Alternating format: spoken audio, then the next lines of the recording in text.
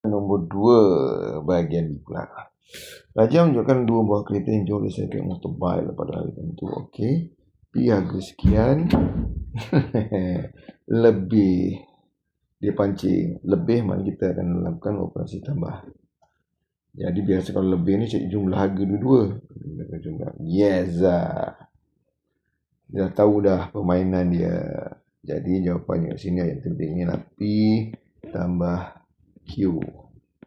PRM 50,654 tambah Q, dia kata daripada harga P. So buat harga P,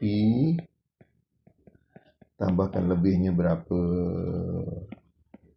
Sudah dapat markah untuk ayat matematik.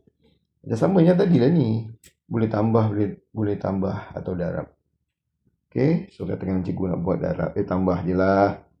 5 sifar 654. 5 sifar 654. 8, 10, 12, 10, 12, 13, 1.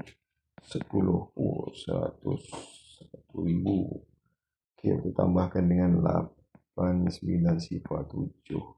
15, 12, 1, 10, 1, 1. So jawapannya ialah RM 110,215.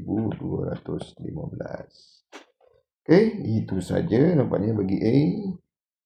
Okey.